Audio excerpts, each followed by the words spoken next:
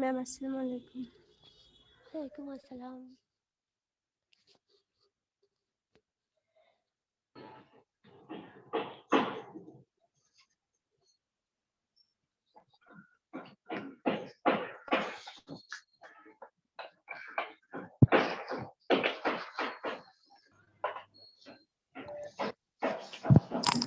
Ma'am আসসালামু আলাইকুম। ওয়ালাইকুম আসসালাম। ম্যাম ওয়ালাইকুম আসসালাম।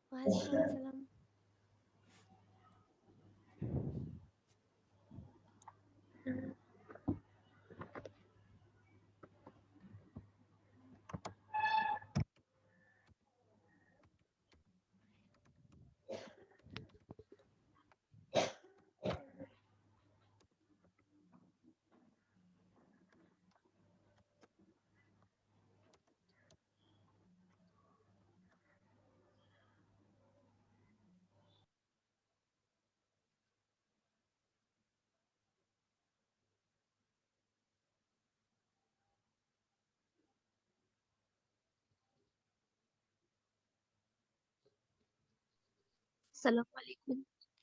ওয়ালাইকুম আসসালাম।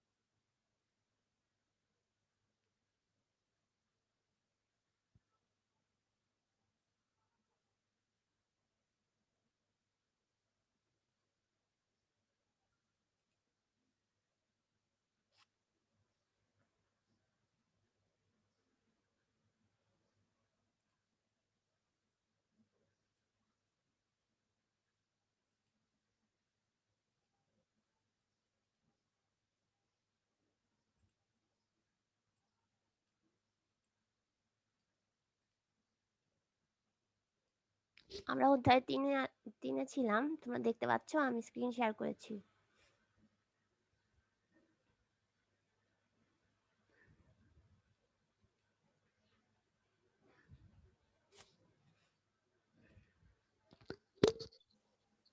আসসালামু আলাইকুম ম্যাম। ওয়ালাইকুম ম্যাম আসসালাম। সেকেন্ড পেপার বই? না, first paper. First paper, third chapter.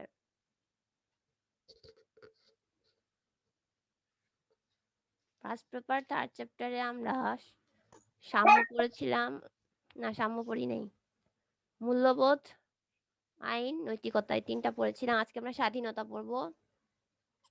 এমনিতে স্বাধীনতা বলতে আমরা সবাই মোটামুটি কম বেশি জানি। খুব একটা কঠিন কিছু না। আমি যদি জিজ্ঞেস করি, বই না দেখে যদি একজন বলতে বলি, একজন বলো তো দেখি স্বাধীনতা বলতে আমরা কি বুঝি? আসিয়া, তুমি বলো।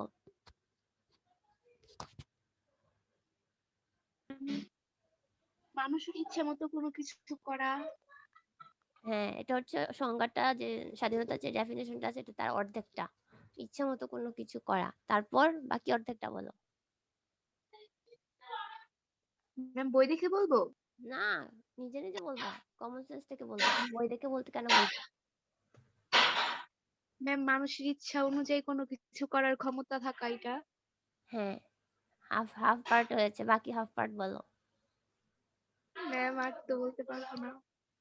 আচ্ছা, স্বাধীনতা হচ্ছে মানুষের নিজের ইচ্ছা মতো কোনো কিছু করা, যেটা কিনা অন্যের ঠিক একই রকম স্বাধীনতা উপভোগে বাধা সৃষ্টি না করে। অর্থাৎ অন্যের কোনো ক্ষতি না করে নিজের ইচ্ছা মতো কোনো কিছু করা। অন্যের ক্ষতি হয়ে গেলে আর সেটা স্বাধীনতা থাকবে না। আবার স্বাধীনতাকে বলা হয় একটা পরিবেশ, বোঝানো হয় যে পরিবেশ মানুষের ব্যক্তিত্ব বিকাশের জন্য পর্যাপ্ত সুযোগ সুবিধা দেয়। আমাদের আসসালামু আলাইকুম মিস। ওয়ালাইকুম আসসালাম। আমাদের নিজেদের ব্যক্তিত্ব বিকাশের জন্য আমরা যদি পর্যাপ্ত পরিবেশ পাই যেখানে সব ধরনের সুযোগ সুবিধা আছে, তাহলে ওই পরিবেশটাই হচ্ছে স্বাধীনতা। স্বাধীনতার ইংরেজি প্রতিশব্দ হচ্ছে লিবার্টি। ল্যাটিন শব্দ লিবার থেকে এসেছে, যার অর্থ স্বাধীন বা ফ্রি। স্বাধীন বা ফ্রি হচ্ছে হাফ পার্ট, এটা অর্ধেক অংশ। কিন্তু এটা বাকি অংশটা হচ্ছে আমি স্বাধীন বা ফ্রি ততক্ষণ পর্যন্ত যতক্ষণ পর্যন্ত আমি অন্যের কোনো ক্ষতি না করছি। আমি অন্যের ক্ষতি করলে সেটা আর স্বাধীনতা হবে না, সেটা হয়ে যাবে স্বেচ্ছাচারিতা। স্বাধীনতা সম্পর্কে এটাই বলা হয়ে থাকে যে নিজের ইচ্ছামতো সবকিছু করা, অন্যের অনুরূপ স্বাধীনতা উপভোগে বাধা সৃষ্টি না করে, এটা হচ্ছে স্বাধীনতা। তো একের জন্য সবসময় বলে এই যে উৎপত্তিগত যে ব্যাপারটা, এটা হচ্ছে একের জন্য পড়বা। আসসালামু আলাইকুম ম্যাম। ওয়ালাইকুম আসসালাম। এটা একের জন্য পড়বা।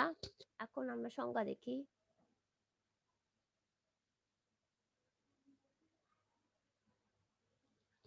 ম্যাম আসসালামু আলাইকুম। ওয়ালাইকুম আসসালাম। ব্যক্তির ব্যক্তিত্ব বিকাশে উপযোগী অনুকূল সামাজিক অবস্থা বা পরিবেশই হচ্ছে স্বাধীনতা। স্বাধীনতা নিয়ে স্বাধীনতা নিয়ে এই যে রাষ্ট্রবিজ্ঞানীরা যে সংজ্ঞাগুলো দিয়েছে, সংজ্ঞাগুলো সহজ এবং স্ট্যান্ডার্ড কিছু সংজ্ঞা। জন স্টুয়ার্ট মিল বলেছে, over his body and mind individual is sovereign. তার একটা বই আছে, এসে অন লিবার্টি।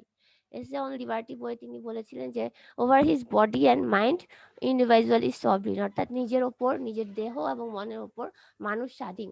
সেক্ষেত্রে রাষ্ট্র কোনো ধরনের বাধ্যবাধকতা আরোপ করতে পারবে না। আর হার্বার্ট স্পেন্সার বলেছিল, স্বাধীনতা বলতে খুশি মতো কাজ করাকে বোঝায় যদি উক্ত কাজ অন্যের অনুরূপ স্বাধীনতা উপভোগে বাধার সৃষ্টি না করে। তোমরা যেটা বলছিলা যে স্বাধীনতা মানে হচ্ছে আহ নিজের ইচ্ছা মতো কোনো কিছু করা বা খুশি মতো কোনো কিছু করা, যদি ওই কাজটা অন্যের ঠিক একই রকম স্বাধীনতা উপভোগে বাধার সৃষ্টি না করে। টি.এইচ. গ্রিন বলছেন, যা উপভোগ করবার এবং সম্পন্ন করবার যোগ্য তা উপভোগ করা এবং সম্পন্ন করাই হচ্ছে স্বাধীনতা। এই প্রত্যেকটা ডেফিনেশন হচ্ছে একের জন্য আসে। যে মিলের উক্তিটা দিয়ে বলা হয় যে উক্তিটি কার, তারপর স্পেন্সারের উক্তিটি দিয়ে বলা হয় উক্তিটি কার। যার জন্য তোমরা নাম্বার বেশি পাওয়ার জন্য হোক তোমাদের এটা মুখস্থ করতে হবে, অথবা তোমাদের একের জন্য হলেও তোমাদের সংজ্ঞাটা মুখস্থ করতে হবে। এই চারজনের সংজ্ঞাটা মুখস্থ করবা। শেলি বলেছে, অতি শাসনের বিপরীত ব্যবস্থাই হলো স্বাধীনতা। রাষ্ট্র যদি অতিরিক্ত শাসন করে থাকে, অর্থাৎ মানুষের জীবনে সবকিছু নিয়ন্ত্রণ করে, সেটা হচ্ছে স্বাধীনতাহীনতা। আর রাষ্ট্র যখন মানুষের কোনো কিছুকে নিয়ন্ত্রণ করছে না, পর্যাপ্ত সুযোগ সুবিধা দিচ্ছে তার ব্যক্তিত্ব বিকাশের জন্য, সেটাকে তখন বলা হচ্ছে যে স্বাধীনতা।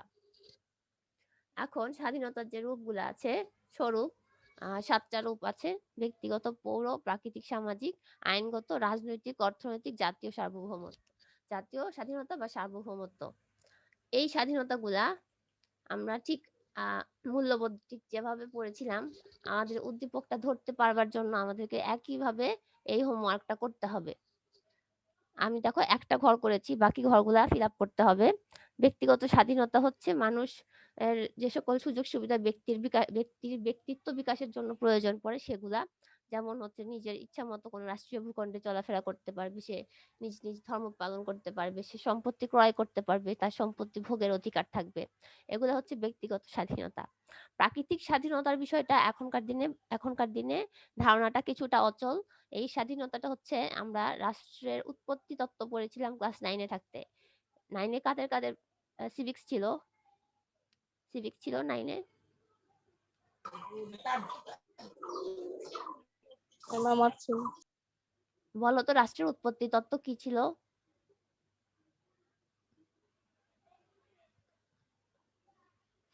বলো তো রাষ্ট্রের উৎপত্তি তত্ত্ব বলতে কি বোঝানো হয়?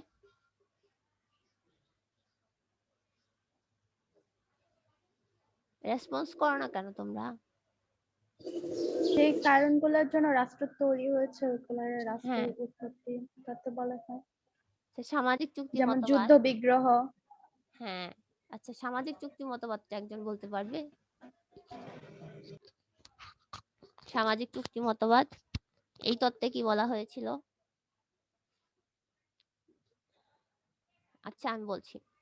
সামাজিক চুক্তি মতবাদে দুইটা দিক তুলে ধরা হয়েছিল। একটা হচ্ছে প্রাকৃতিক অধিকার, আর একটা ছিল হচ্ছে প্রকৃতির রাজ্য, আর হচ্ছে মানব প্রকৃতি। প্রকৃতির রাজ্যের যে মানুষজন যে পরিচালিত হতো, তাদের তো সুনির্দিষ্ট কোনো রাষ্ট্র ছিল না। রাষ্ট্রের উদ্ভবের আগের ঘটনাটা, রাষ্ট্রের উদ্ভব হয়নি তখনও। তো মানুষ তখন কিভাবে পরিচালিত হতো? মানুষ প্রাকৃতিক আইনের অধীনে পরিচালিত হতো, এবং মানুষ যে স্বাধীনতাটা উপভোগ করতো সেটাকে প্রাকৃতিক স্বাধীনতা বলে। তো যেহেতু এখন আর সামাজিক চুক্তি মতবাদ খুব একটা আমাদের দরকার পড়ে না, এই জন্য এই ধারণাটা এখন অচল। সামাজিক চুক্তি মতবাদের যারা প্রবক্তা, তারা যে স্বাধীনতার কথা বলেছিল সেটা হচ্ছে প্রাকৃতিক স্বাধীনতা।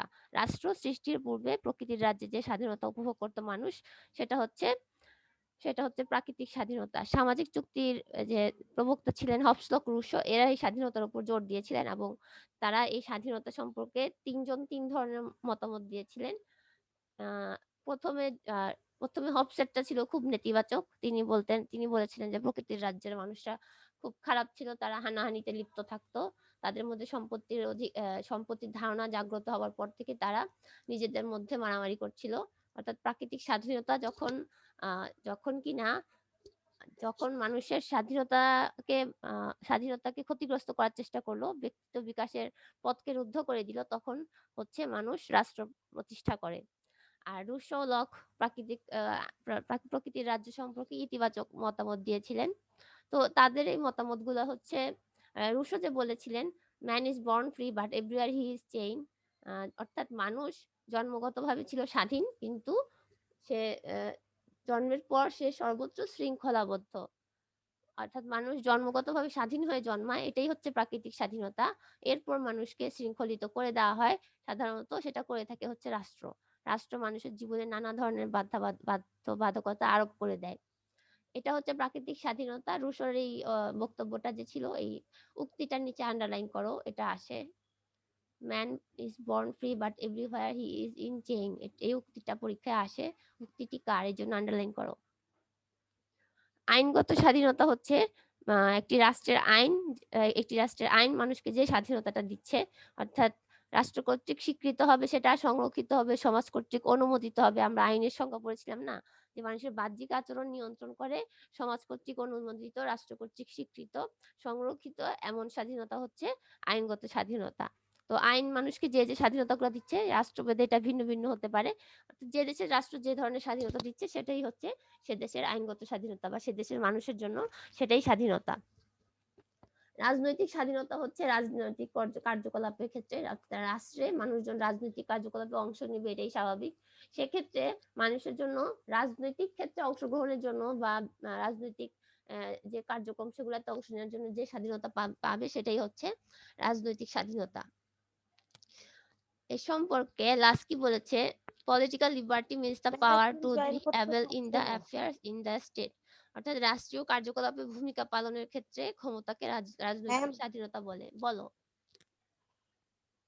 একজন জয়েন করতে পারতেছে না ক্লাসে। ওয়েটিং রুমে কেউ নাই রে? দাঁড়াও, একজন আসছে। আমি ওটা দেখতেছি। ওয়েটিং রুমে কেউ অ্যাড হলে আমি অ্যাড করে দিই। এই ব্যাপারটা হচ্ছে এরকম, ধরো ইন্টারনেটের যে ও জয়েন করছে, তার জয়েনিং এর অবস্থাটা আমার কাছে শো করতে একটা সময় নেয়। এই সময়টাতে তো আমি দেখতে পাই না কে জয়েন করার জন্য চেষ্টা করছে। যখন আমাকে দেখানো হয় যে একজন জয়েন করতে চাচ্ছে, তখন আমি অ্যাড দিয়ে দিই। সুতরাং অস্থির হওয়া যাবে না। আচ্ছা, তো এটা হচ্ছে রাজনৈতিক স্বাধীনতা। যে রাজনৈতিক কার্যক্রম, যেমন আমার ভোটদানের অধিকার আছে, আমি ভোট দিব, বা আমি নির্বাচনে দাঁড়াবো, আমি একজন প্রার্থী হিসেবে নির্বাচনে দাঁড়াবো, এটা আমার রাজনৈতিক স্বাধীনতা। এবং রাষ্ট্রীয় কার্যক্রমে অংশগ্রহণ করব, এটা আমার রাজনৈতিক স্বাধীনতা। তো এই যে উদাহরণগুলা এই ঘরের মধ্যে লিখে ফেলবা, ছকটা তৈরি করে তারপর উদাহরণগুলা লিখে ফেললে তোমাদের উদ্দীপকের কাজটা হয়ে গেল। তোমরা উদাহরণ দেখে বলতে পারবা যেটা কোন ধরনের স্বাধীনতা। আচ্ছা, সামাজিক স্বাধীনতা মাঝখানে বাদ পড়েছে। সমাজে সত্য সুন্দর জীবনযাপন করতে গেলে যে অনুকূল পরিবেশ এবং স্বাচ্ছন্দ্য প্রয়োজন, সেটাকে সামাজিক স্বাধীনতা বলে। সামাজিক স্বাধীনতার সাথে ব্যক্তিগত স্বাধীনতার একটা সাদৃশ্য রয়েছে, কারণ সমাজে মানুষের যে ব্যক্তিত্ব বিকাশের জন্য যে উপাদানগুলোর প্রয়োজন হয়, একজন ব্যক্তির ব্যক্তিত্ব বিকাশের ক্ষেত্রে, অর্থাৎ তার পার্সোনাল ক্ষেত্রে, পৌর স্বাধীনতার ক্ষেত্রেও একই উপাদানের প্রয়োজন হয়। তো উপাদানগুলো একই রকম, অনেকটা একই রকম, কারণ এখানে আমরা দেখছি যে নিজের ভূখণ্ডে, রাষ্ট্রীয় ভূখণ্ডে চলাফেরার স্বাধীনতা, আবার সামাজিক স্বাধীনতায় দেখছি চলাফেরার স্বাধীনতা, জীবনযাত্রার স্বাধীনতা ইত্যাদি।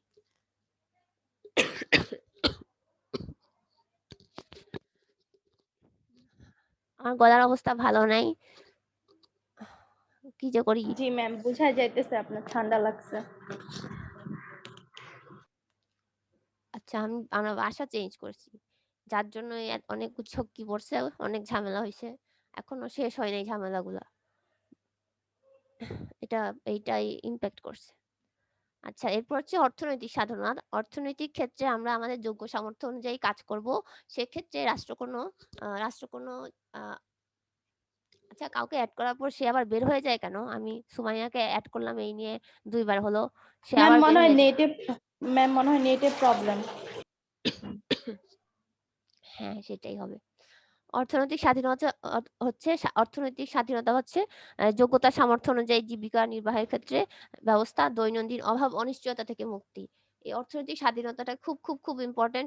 এটার পাশে স্টার্ট দাও। অর্থনৈতিক স্বাধীনতার পাশে স্টার্ট দাও, রাজনৈতিক স্বাধীনতার পাশে স্টার্ট দাও। এই দুইটাই উদ্দীপকে আসে, বাকিগুলা উদ্দীপকে আসে না।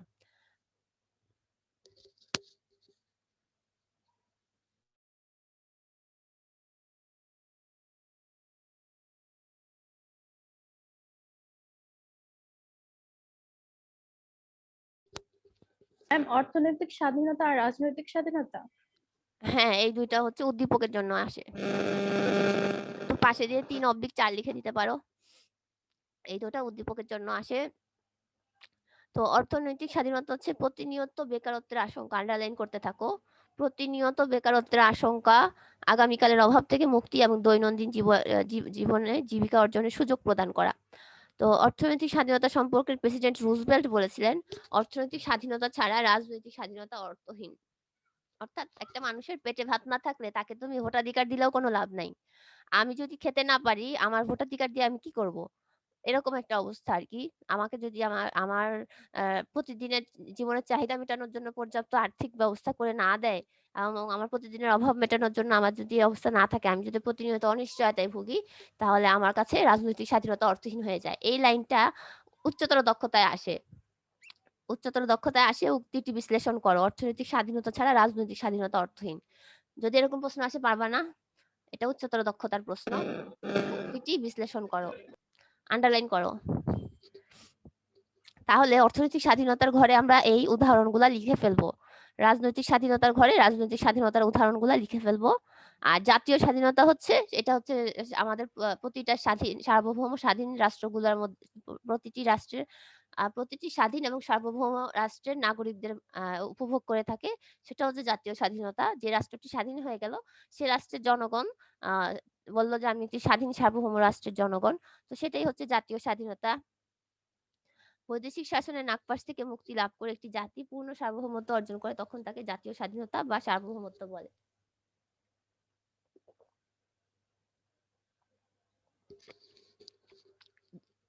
তো আমরা জাতীয় স্বাধীনতা অর্জন করার যে উপায়, সেটা আমরা 10ম অধ্যায়ে পড়বো। যে মানুষ যখন জাতীয়তাবোধে উদ্বুদ্ধ হয় বা মানুষের মধ্যে যখন স্বাতন্ত্র্যবোধ কাজ করে, যে আমরা একটা স্বতন্ত্র জাতি, ঠিক যেমনটা 47-এর পরে 52 সালে আমাদের মধ্যে এসেছিল যে আমরা একটা স্বতন্ত্র জাতি, পশ্চিম পাকিস্তানি জনগণের সাথে আমাদের কোনো মিল নাই। তখন আমরা তখন চেষ্টা করতে থাকলাম যে আমরা ওদের থেকে আমরা যেহেতু স্বতন্ত্র জাতি, আমরা নিজেদের স্বাধীনতা অর্জনের চেষ্টা চালাতে শুরু করলাম। তো এরপর আমাদের প্রচেষ্টা সফল হয়, আমরা স্বাধীন হই। তো আমরা যে স্বাধীন হয়েছি, এটাই আমাদের জাতীয় স্বাধীনতা। এটা থেকে বড় প্রশ্ন আসে না। তো স্বাধীনতাটা খুব সহজ। একটা উদ্দীপক খুঁজে দেখি, তো তোমাদেরকে বলে দেখি পারো কিনা।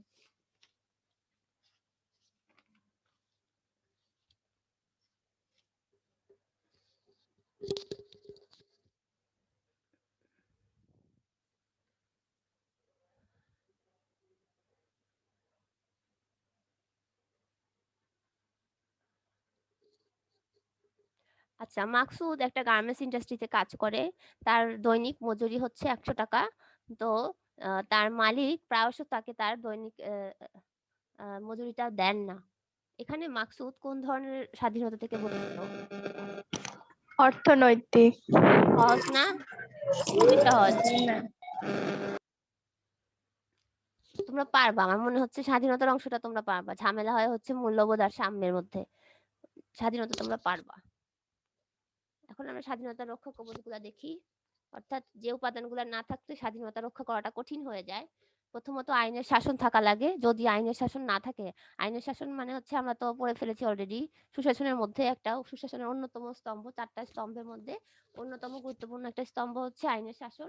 আইনের চোখে সমতা, আইনের চোখে সবাই সমান হবে। রাজা প্রজা, জাতি ধর্ম বর্ণ নির্বিশেষে সবাই আইনের চোখে সমান হবে। এই অবস্থাটা যদি তৈরি করা না যায় তাহলে স্বাধীনতা অর্থহীন হয়ে যায়। আমার রাষ্ট্রে যদি একজন প্রভাবশালী ব্যক্তি চাইলেই সে অর্থ দিয়ে বা ঘুষ দিয়ে সে অপরাধ করে পার পেয়ে যায়, একজন নিরীহ ব্যক্তি যদি শাস্তি পায় কিন্তু সে অর্থের অভাবে সে হয়তো অথবা সে প্রভাবশালী না, সেজন্য যদি তাকে মিথ্যে আইনে ফাঁসিয়ে দেওয়া হয়, এরকম যদি হয় তাহলে কিন্তু সেটা স্বাধীনতার সম্পূর্ণ বিপরীত অবস্থাটা বোঝানো হচ্ছে, সম্পূর্ণ বিপরীত অবস্থা। তারপর হচ্ছে সাংবিধানিক মূলনীতি।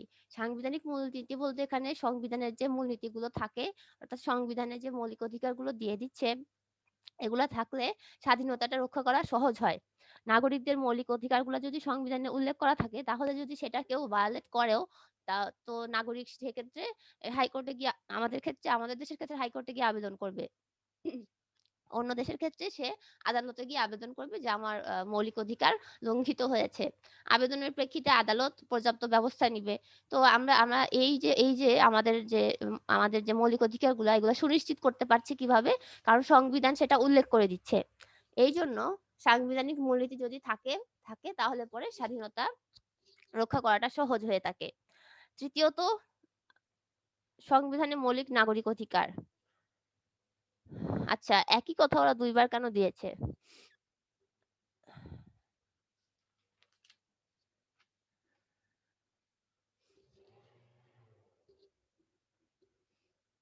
আচ্ছা, সংবিধানের মৌলিক অধিকার আর সাংবিধানিক মূলনীতি। মৌলিক অধিকারগুলা হচ্ছে, যদি আমাদের দেশের সংবিধানের ক্ষেত্রে বলি তাহলে হচ্ছে 26 থেকে 47-এর ক অনুচ্ছেদে লেখা আছে আমাদের মৌলিক অধিকারগুলা। সেখানে বলা আছে বিভিন্ন অনুচ্ছেদে বিভিন্ন অধিকার দেওয়া হয়েছে, যেমন চলাফেরার স্বাধীনতা, চিন্তা ও বিবেকের স্বাধীনতা, তারপর সভা সমাবেশের স্বাধীনতা।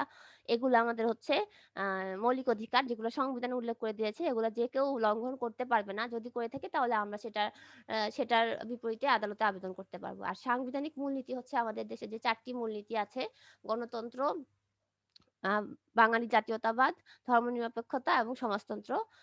এগুলা হচ্ছে আমাদের সাংবিধানিক মূলনীতি। এগুলোও একটা রাষ্ট্র পরিচালনার হচ্ছে দিক নির্দেশক হিসেবে কাজ করে। তো এই দিক নির্দেশকগুলো রাষ্ট্রে যদি থাকে সেক্ষেত্রে, এবং এগুলো যদি পালিত হয়, তো তখন জনগণ তাদের স্বাধীনতাগুলো উপভোগ করাটা জনগণের জন্য সহায়ক হয় এবং জনগণ তাদের স্বাধীনতাটা উপভোগ করতে পারে।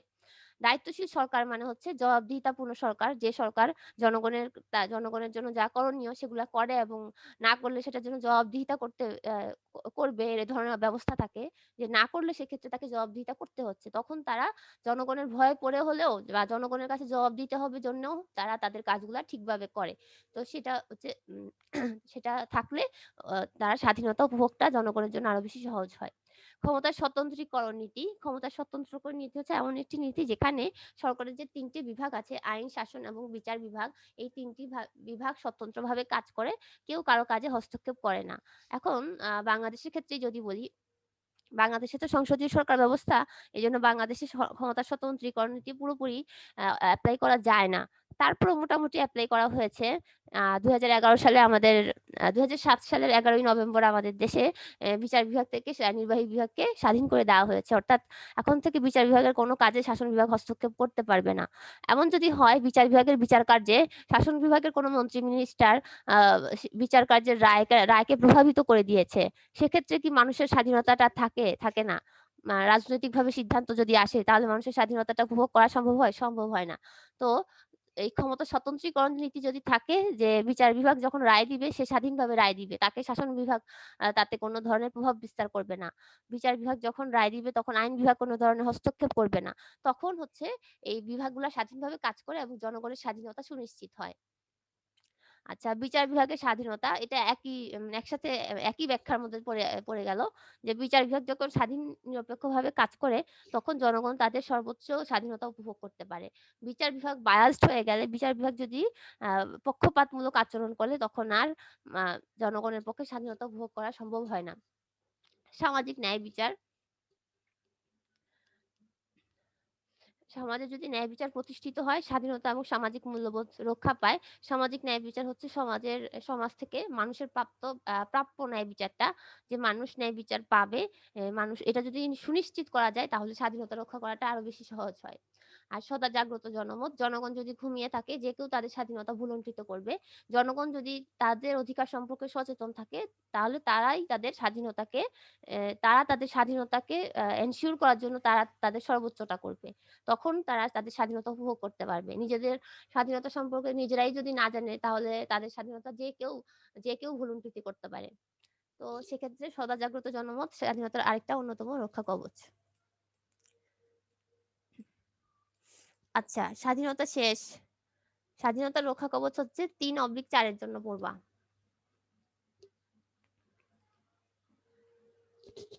এবার আসি আমরা সাম্যে। তো সাম্য যখন আমি পড়াই তখন আমি দেখি ইন্টারনেটে যে ধারণাগুলো দেওয়া আছে ওই কনসেপ্ট গুলোর সাথে আমাদের বইয়ের কনসেপ্টটা মিলতে চায় না। ইন্টারনেটে যে কনসেপ্টটা দেওয়া আছে এটার সাথে বইয়ের কনসেপ্টটা মিলতে চায় না। দেখা যায় যে বইয়ে আসলে সমতা সম্পর্কে আলোচনা করা হচ্ছে, সম্পর্কে আলোচনা করা হচ্ছে, সাম্য না। কিন্তু ছবিগুলোর দিকে খেয়াল করো, কিছু ছবি দিকে খেয়াল করো। এখানে দেখো 3 জন ব্যক্তি তাদেরকে একটা দেয়ালের সামনে মানে একটা গ্যালারিতে তারা বাহির থেকে দেখছে খেলাটা। যে সবচেয়ে ছোট তাকেও যদি তুমি একই রকম একই সমান 3 জনকে 3টা টুল দেওয়া হয়েছে। তো সবচেয়ে ছোট যার উচ্চতা সবচেয়ে কম সে কিন্তু দেখতে পাচ্ছে না। তো এটা হচ্ছে ইকুয়ালিটি, কারণ সবাইকে সমান সমান টুল দেওয়া হয়েছে। এতে কিন্তু ওই যে তৃতীয় যে ব্যক্তিটা তার কিন্তু তাতে কোনো উপকার হলো না। কিন্তু তৃতীয় ব্যক্তিটাকে যখন 2টা টুল দেওয়া হলো তখন সেও বাকি 2 জনের মতো দেখতে পেল। এটা হচ্ছে ইকুইটি, সাম্য। অর্থাৎ যার যতটুকুন প্রয়োজন তাকে ততটুকুন দেওয়া। এটা হচ্ছে সাম্য। আরো কিছু ছবি দেখাই তোমাদেরকে। এখানে দেখো, প্রথম ছেলেটার 2টা বই, দ্বিতীয় মেয়েটার 2টা বই, তৃতীয় জনকেও 2টা বই দেওয়া হয়েছে। সে ডিগ্রি অর্জন করতে পারে নাই, কারণ তার পড়াশোনা সে হয়তো ক্লাস 1 পর্যন্ত পড়েছে, বাকি 2 জন হয়তো 9-10 পর্যন্ত পড়েছে। তো 2 জনকে যদি একই ধরনের পড়ানো হয় তাহলে সেটা একই রকম পড়ানো হয় তাহলে সেটা হবে ইকুয়ালিটি, সমতা হলো, কিন্তু সেটা সাম্য হলো না। যে যতখানি পিছিয়ে আছে তাকে ততখানি প্রোভাইড করা হয় যদি, তখন সেটা হবে ইকুইটি, সাম্য। ঠিক একইভাবে নিচের ছবিটাতে এই যে নিচে যে বেসমেন্টে তারা দাঁড়িয়ে আছে, এই বেসমেন্টটাকে যখন তারা সমান ধরেছে তখন সেটা ইকুয়ালিটি। আর বেসমেন্টটা যখন নিচ থেকে উপরের দিকে উঁচু হয়ে গেল, প্রত্যেকেই একটা করে আপেল নিতে পারলো, এটা হচ্ছে সাম্য। এখন কথা হচ্ছে আমাদের বইয়ে কিন্তু সাম্য বলতে সেটা বোঝানো হয় না। দেখি আমাদের বইয়ে কি বলে। বইয়ে হচ্ছে সাম্যের অর্থ সমান, অর্থাৎ আমরা বইয়েরটাই ফলো করব। বইয়ে যেমনই দেওয়া হোক। সাম্যের অর্থ সমান, অর্থাৎ বইয়ে ইকুইটি একই করা হচ্ছে। সাম্য ইংরেজি হচ্ছে ইকুয়ালিটি, সমতা ইংরেজি হচ্ছে ইকুইটি। সাধারণ অর্থে সাম্য বলতে বোঝায় সব মানুষ সমান। আসলে কি সব মানুষ সমান? সব মানুষ কি সমান হয়? সমান হয় না। আমাদের মধ্যে অনেক হ্যান্ডিক্যাপ্ট মানুষ আছে। আমাদের মধ্যে কেউ সাদা, কেউ কালো, আমাদের মধ্যে কারো উচ্চতা বেশি, কারো উচ্চতা কম। তাহলে কিন্তু সাধারণ অর্থে সাম্য বলতে সব মানুষ সমান। তোমাদের জন্য এটাই সহজ। সাধারণ অর্থে সাম্য বলতে সব মানুষ সমান। বিশেষ অর্থে পরিণতিতে বলা হচ্ছে যে সুযোগ সুবিধা যখন সমান দেওয়া হয় সেটা হচ্ছে সাম্য, ইকুয়ালিটি অফ অপরচুনিটি। তখন আমরা লাস্কি সংজ্ঞাটা মুখস্থ করব। লাস্কি বলছে সাম্যের 3টা দিক আছে। বিশেষ কোনো সুযোগ সুবিধার অনুপস্থিতি, অর্থাৎ আমাদের ছবিগুলো যা দেখাচ্ছে লাস্কি ঠিক তার বিপরীত কথাটা বলল। বিশেষ কোনো সুযোগ সুবিধা দেওয়া হবে না কাউকে, পর্যাপ্ত সুযোগ সুবিধা দেওয়া হবে। বেঁচে থাকার জন্য প্রয়োজনীয় সকল যা প্রয়োজনীয় বিষয়, সম্পদ, দ্রব্যাদি, জাতি, ধর্ম, বর্ণ, নারী, পুরুষ নির্বিশেষে সমভাবে বন্টন করা হবে। এই 3টা হচ্ছে সাম্যের মূল দিক। আমরা এটা মুখস্থ করে ফেলবো। লাস্কি সংজ্ঞাটা আমরা মুখস্থ করে ফেলবো। এখানে শুধু লাস্কির একটাই সংজ্ঞা ভালো আছে, আর তো পড়াই লাগছে না তোমাদের। তাহলে সাধারণ অর্থে সাম্য বলতে আমরা বুঝি হচ্ছে সবাই সমান। আর বিশেষ অর্থে সাম্য বলতে আমরা 3টা জিনিসকে বুঝি। বিশেষ সুযোগ সুবিধা থাকবে না, পর্যাপ্ত সুযোগ সুবিধা এনশিওর করা হবে, আর বেঁচে থাকার জন্য প্রয়োজনীয় সকল বিষয় সমানভাবে বন্টন করা হবে। এটাই হচ্ছে সাম্য, যেটা অনেকটা দেখতে সমতার মতোই মনে হয়। এটা অনেকটাই সমতার মতো আমাদের মনে হবে। এখন আমরা সাম্যের যে বিভিন্ন রূপ আছে সেটা দেখি। এইটাও কিন্তু ঠিক একইভাবে মূল্যবোধ এবং স্বাধীনতার মতো ছক করে ফেলবা, এবং ছক করে ছকের পাশে স্বাভাবিক সাম্যের উদাহরণ আইনগত সাম্যের উদাহরণ এভাবে ঘর করে ফেলবে, এটা তোমাদের হোমওয়ার্ক, আমিও করে রাখবো। আচ্ছা, সামাজিক সাম্য হচ্ছে সমাজে জাতি, ধর্ম, বর্ণ, পেশাগত কারণে যত মানুষ আছে সবাই সমান সমান সুযোগ সুবিধা পাবে। কোনো কারণে তাকে কোনো ধরনের, মাঝখান থেকে শুরু করলাম, এক থেকে শুরু করি। এক হচ্ছে স্বাভাবিক সাম্য, জন্মগত যে সমতা সেটাই হচ্ছে স্বাভাবিক সাম্য, যে মানুষ জন্মগতভাবে যে সুযোগ সুবিধা প্রাপ্য হয়, যে সুযোগ সুবিধা তাকে দিতেই হবে, সে জন্মগতভাবে এগুলো পাওয়ার যোগ্য, সেগুলো হচ্ছে স্বাভাবিক সাম্য। স্বাভাবিক বা প্রাকৃতিক সাম্যের অর্থ হচ্ছে জন্মগতভাবে প্রত্যেক মানুষ স্বাধীন এবং সমান, জন্মগতভাবে মানুষের মধ্যে কোনো পার্থক্য নাই। আমেরিকার স্বাধীনতা ঘোষণার স্বাভাবিক সাম্যের তত্ত্ব প্রচারিত হয়, কিন্তু জন্মগতভাবে সব মানুষ দৈহিক মানুষের দিক থেকে সমান হতে পারে না, এই জন্য স্বাভাবিক সাম্যের ধারণা বর্তমানে প্রায় অচল হয়ে পড়েছে। এই হচ্ছে পয়েন্টে আসছে, এই যে আসল কথাটা, আসলে মানুষ তো আসলে সমান হয় না, এই জন্য এই ধারণাটা এখন অচল হয়ে পড়েছে। দ্বিতীয়ত হচ্ছে আইনগত সাম্য, আইনের চোখে সবাই সমান হবে, এটা হচ্ছে আইনের যে শাসন, আমরা দেখেছি আইনের শাসন, আইনের চোখে সবাই সমান, নিরপেক্ষভাবে আইনের চোখে জাস্টিফাইড হবে, এরকমটা হচ্ছে আইনগত সাম্য। কোনো ধরনের বৈষম্য করা হবে না, সব মানুষ আইনের আশ্রয় সমান সুযোগ গ্রহণ করবে। লাস্কি কিন্তু আইনগত সাম্য সম্পর্কে বা আইনের শাসন সম্পর্কে এরকম ঠিক তিনটা মূলনীতি বলেছেন। প্রথমত আইনের চোখে সবাই সমান, দ্বিতীয়ত সবাই আইনের সমান আশ্রয় লাভের অধিকারী হবে, তৃতীয়ত বিনা বিচারে কাউকে গ্রেফতার করা যাবে না। তো লাস্কির এই ধারণাটা আমরা জেনে রাখবো। আইনের শাসন তোমাদের 2 এর জন্য আসে, এই জন্য বললাম এটা আমরা জেনে রাখবো। আইনগত সাম্য হচ্ছে আইনের চোখে সবাই সমান থাকবে, আইনের সবাই সমান আশ্রয় লাভ করবে এবং বিনা বিচারে কাউকে গ্রেফতার করা যাবে না, এমনটা হচ্ছে আইনগত সাম্য। এরপর হচ্ছে সামাজিক সাম্য, যে জাতি, ধর্ম, বর্ণ, পেশাগত কারণে যখন মানুষে কোনো ধরনের পার্থক্য করা হয় না, তখন তাকে সামাজিক সাম্য বলে। সামাজিক সাম্যের মূল কথা হচ্ছে সমাজে বসবাসরত সব মানুষের যোগ্যতা অনুযায়ী তারা সমান সুযোগ সুবিধা পাবে, যার যতখানি যোগ্যতা সে ততখানি সুযোগ সুবিধা পাবে, সেটা হচ্ছে সামাজিক সাম্য। রাজনৈতিক সাম্য হচ্ছে যে রাজনৈতিক কার্যাবলী আছে, ভোটদানের অধিকার, তারপর প্রার্থী হিসেবে দাঁড়াবার অধিকার, এসব ক্ষেত্রে যদি আমি সমতা পাই, এসব ক্ষেত্রে যদি কোনো বৈষম্য না করা হয় আমাদের মধ্যে, তাহলে সেটা হচ্ছে রাজনৈতিক সাম্য। অর্থাৎ রাষ্ট্রীয় কাজে অংশগ্রহণ, রাজনৈতিক অধিকার ভোগের বেলায় সমান সুযোগ থাকাটা, সেটা হচ্ছে রাজনৈতিক সাম্য।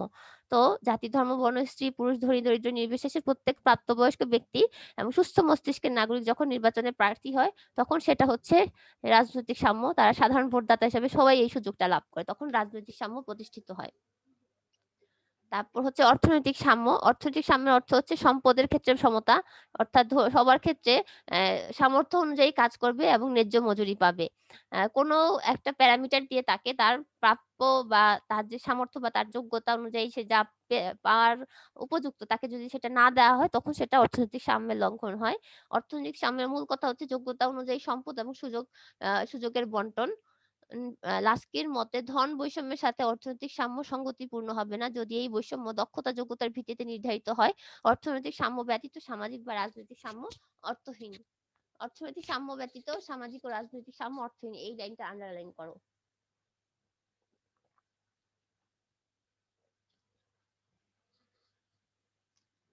আর সবশেষে হচ্ছে নাগরিক সাম্য বা ব্যক্তিগত সাম্য। নাগরিক সাম্য বা ব্যক্তিগত সাম্যের অর্থ হচ্ছে সকল নাগরিকের সমান অধিকার থাকবে। সকল গণতান্ত্রিক রাষ্ট্রে প্রাপ্তবয়স্ক মানসিক দিক থেকে সুস্থ নাগরিক সাম্য বা ব্যক্তিগত সাম্য থাকবে। অর্থাৎ একজন রাষ্ট্রের একজন নাগরিক হিসেবে তুমি যা যা অধিকার বা সুযোগ সুবিধা পাওয়ার যোগ্য, সেগুলো তোমাকে যদি রাষ্ট্র দেয়, তখন সেটা হবে নাগরিক সাম্য। অর্থাৎ নাগরিক হিসেবে তুমি যা পাওয়ার কথা সেটা যদি পাও, তবে সেটাই হচ্ছে নাগরিক সাম্য। আচ্ছা, আমি কিছু উদ্দীপক দেখি, সাম্যের উপর অনেক উদ্দীপক আছে।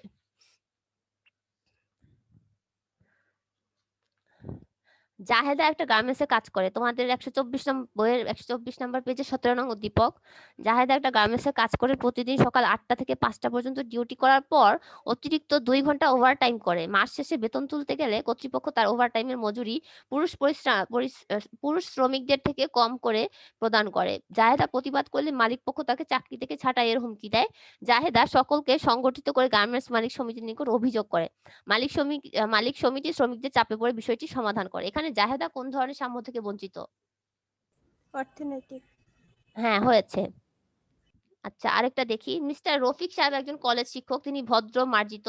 তার বাড়িতে গৃহকর্মী সহ সবাই একই ধরনের রান্না করা খাবার খায়। অন্যদিকে প্রতিবেশী রহমান সাহেবের বাড়িতে নিজেদের জন্য একরকম খাবার, গৃহকর্মীর জন্য অন্য খাবার। তো এখানে রফিক সাহেবের পরিবারে কোন ধরনের সাম্য আছে বলে তোমরা মনে করো? রফিক সাহেবের পরিবারে হ্যাঁ, সামাজিক সাম্য। কারণ সামাজিক সাম্যে লেখা ছিল যে পেশাগত কারণে কারো প্রতি বৈষম্য করা হবে না। একজন যে তার বাসার কাজ করে, তার পেশা আর রফিক সাহেবের পেশা বা রফিক সাহেবের পরিবারের অন্যদের পেশা তো এক না। এমন পেশাগত কারণে যদি তুমি বৈষম্য করো, সেটা সামাজিক সাম্যের লঙ্ঘন হবে। তোমরা তো দুইটাই পারলা। দেখি আর আছে কিনা।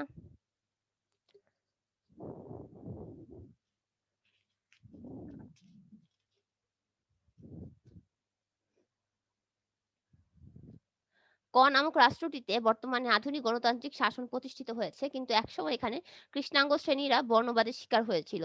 শ্বেতাঙ্গ মানুষের সাথে একই স্কুলে তারা পড়াশোনা করত, একই ট্রেনে যাতায়াত করত, একই মাঠে খেলাধুলা করতে পারত না। কৃষ্ণাঙ্গ এবং শ্বেতাঙ্গদের জন্য আইন পৃথক ছিল। এসবের প্রতিবাদে সেখানকার রাজনৈতিক নেতৃত্ব আন্দোলন সংগ্রাম গড়ে তোলেন। এজন্য শীর্ষ নেতৃত্বকে কারাবরণ করতে হয়েছে। তবে শেষ পর্যন্ত বৈষম্যের অবসান হয়েছে। ক নামক রাষ্ট্রের নির্যাতিত জনগোষ্ঠী কোন ধরনের সাম্য থেকে বঞ্চিত? ম্যাম সামাজিক সাম্য নাগরিক বা নাগরিক বা ব্যক্তিগত ম্যাম সাম্য। নাগরিক বা ব্যক্তিগত সাম্য। সামাজিক হয় নাই আর নাগরিকও হয় নাই, কারণ এটা নাগরিক হিসেবে এই স্বাধীনতাটা পাওয়ার কথা না। এটা হচ্ছে তাহলে ম্যাম স্বাভাবিক সাম্য। রাজনৈতিক। এটা স্বাভাবিক সাম্য, কারণ হচ্ছে জন্মগতভাবে মানুষ সমান। গায়ের রংটা কি গায়ের রংটা একটা জন্মগত ব্যাপার না, যে আমি কালো বা সাদা হয়েছি, এটা তো জন্মগত ব্যাপার। তো জন্মগত কারণে মানুষ স্বাধীন হয়ে জন্মায়, কিন্তু তাকে সেই এই যে এখানে দেখো, স্বাভাবিক সাম্যের অর্থ হচ্ছে জন্মগতভাবে প্রত্যেক মানুষ স্বাধীন এবং সমান। জন্মগতভাবে মানুষের কোনো পার্থক্য নাই। তো এক্ষেত্রে যদি পার্থক্য করা হয়, দৈহিক মানসিক কারণে মানুষের মধ্যে পার্থক্য করা হয়।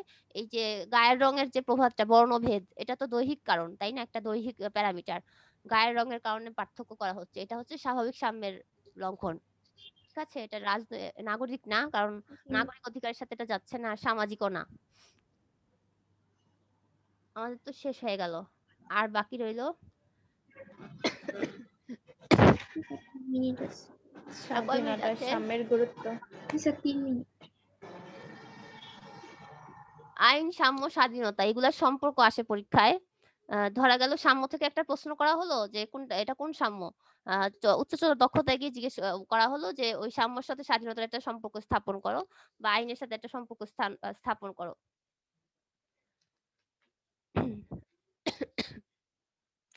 আইন হচ্ছে সাম্যকে অর্থবহ করে তোলে, কারণ আইন যদি না থাকে, আইনের অধিকারগুলো অর্থাৎ আইনের শাসন যদি না থাকে, আমাদেরকে সমতা দেওয়া হলো, কিন্তু আমরা এই সমতাটা যখন আমরা কোনো ধরনের আমাদেরকে কোনো ধরনের, ধরো কি বলবো, আইনের শাসন কোন ধরনের অপরাধ কর্মকাণ্ডের ক্ষেত্রে বা বিচার পাওয়ার ক্ষেত্রে সমতা দেওয়া হলো না, তখন আর সাম্যতা থাকলো না। তো আইনের শাসন না থাকলে সাম্যটা অর্থবহ হয় না।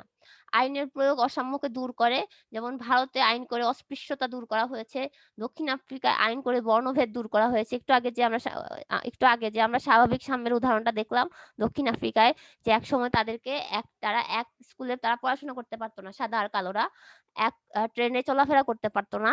তো এই বর্ণভেদটা দূর হয়েছে আইন করে। তো এই ক্ষেত্রে আইনের মাধ্যমে কিন্তু সাম্য সুনিশ্চিত করা যায়। এই জন্য সাম্য হচ্ছে অনেকাংশে আইনের উপর নির্ভর করে, এবং যখন কিনা সাম্য সুনিশ্চিত হয়, তখন মানুষ তাদের স্বাধীনতা পায়, অর্থাৎ তাদের ব্যক্তিত্ব বিকাশের জন্য যে অনুকূল পরিবেশ, সেই পরিবেশটা তৈরি হয়ে যায়। এইভাবে তিনটারে আমরা কানেক্টেড করে দিব। আইন, সাম্য ও স্বাধীনতার মধ্যে যে সম্পর্ক, সাম্য ও স্বাধীনতার সম্পর্কটা নিবিড়। সাম্য নিশ্চিত করতে হলে স্বাধীনতা অত্যাবশ্যক। স্বাধীনতা না থাকলে সাম্য সম্ভব না। তুমি যদি কারোর পরাধীন হয়ে থাকো, তোমার যদি রাজনৈতিক স্বাধীনতা না থাকে, তুমি ভোট দিতে পারো না, বা তোমার অর্থনৈতিক সাম্য না থাকে, অর্থনৈতিক স্বাধীনতা না থাকে, যে তুমি লেস দেন 1 মিনিট, এটা মনে তোমরা নিজেরাই পড়ে ফেলতে পারবা, তাই না? এখন এটা অফ হয়ে যাবে, তোমরা এটা নিজেরাই পড়ে ফেলো, অথবা আগামী ক্লাসে আমি একটু আলোচনা করে দিব। জি ম্যাম। আচ্ছা, আজকে এ পর্যন্ত থাক। সবাই ভালো থেকো। রোল দিয়েছে সবাই? জি ম্যাম। ঠিক আছে, সবাই ভালো থেকো। মিস আল্লাহ হাফেজ। ম্যাম আসসালামু আলাইকুম। আসসালামু আলাইকুম।